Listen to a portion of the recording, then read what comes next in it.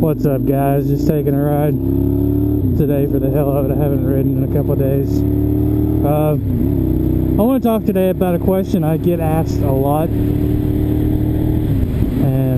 that is, what is a good first bike? Well, there's a lot of different opinions on that subject, and there's not really one right answer. And I figured I would just throw my 2 cents in for the people that follow me or have asked me this question. And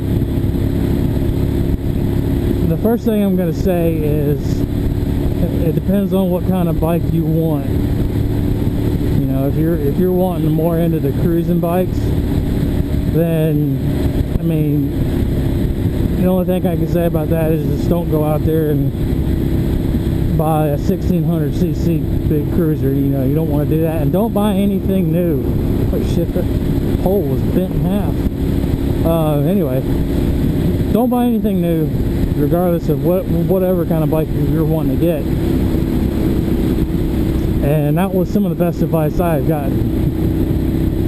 And you know, see what you like. Go to a dealership, sit on a bunch of different bikes, see what fits you best, what style and what type of bike fits you best, whatever you're most comfortable on, and then take some sort of motorcycle safety foundation course to get your motorcycle endorsement. And then once you get that, start looking on Craigslist or eBay, whatnot.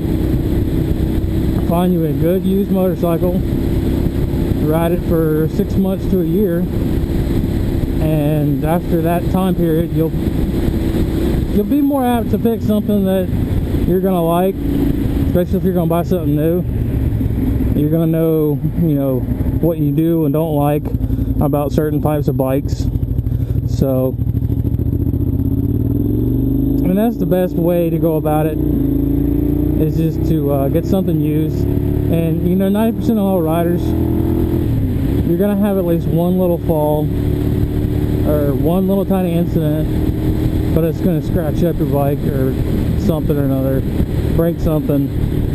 And you don't want to do that with, you know, a brand new $15,000 bike, $10,000 bike, however much.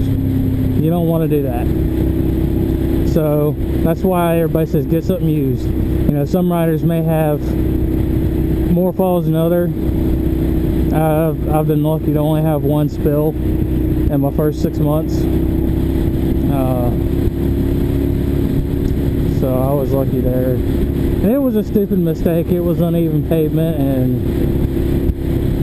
I did the second most common problem that motorcycles make, is you look where you don't want to go, and as soon as you look where you don't want to go, you're going to go right towards it. And that's what happened, and I hit the uneven pavement and fell over. It wasn't good, but you know, most people are going to make that one mistake like that, and you would just hate to do that on a brand new bike. So that's where the used bike comes in. And then again, you may not even like riding after riding for a couple of months. You may, you know, just may want to get out of it, and that could be really hard to do if you go out and buy a brand new bike. And that's another reason to get a used bike.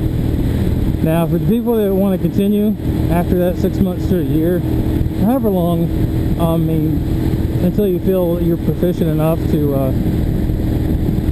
handle something new, and not scared that you're just going to make a little dumb mistake and drop it, even though it still could happen. But if you're going to get into a cruiser, I mean, whatever really fits you well. I wouldn't make too many suggestions in the cruiser world, just because, a cruiser's a cruiser. I just would stay away from the really big, heavy bikes for your first motorcycle. Anything around the 600 to 900 range size cruisers are just going to be perfect for you. That was my first bike, was a V-Star 650. But I wanted into sport bikes, so that's why I sold it. But sport bike world, there's a lot of discussions about the Ninja 250 or 600 size bike, and it all comes down to just preference. I mean, if it's for a girl or a smaller person or somebody who, let's say, wants to take it easy and get into it slowly, an Ninja 250 is a great bike.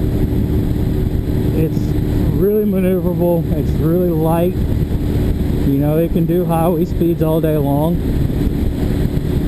I mean, it's just a great all-around bike. I mean, it is the perfect beginner's bike. But 70% of the people that buy them outgrow them quickly and they just want something bigger. And that was my case. I mean, it was a great little bike and I had a lot of fun on it, and sometimes I miss riding one.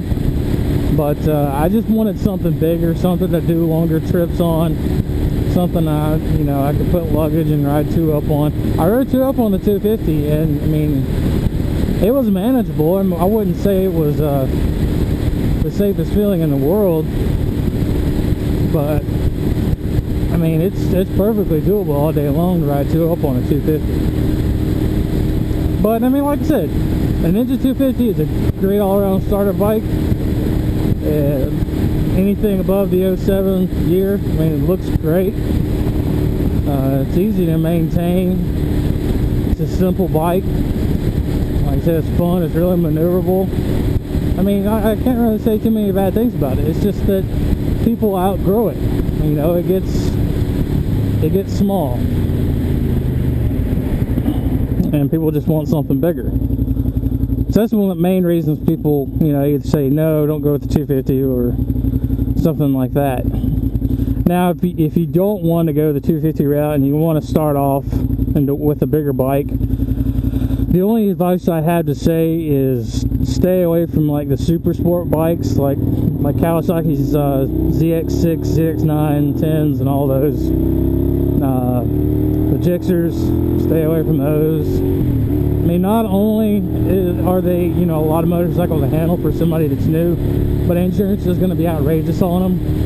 And especially if it's too much bike for you and you do have an accident with it, I mean, that's just going to jack up your insurance even more. So I would really stay away from a bike like that for your first bike.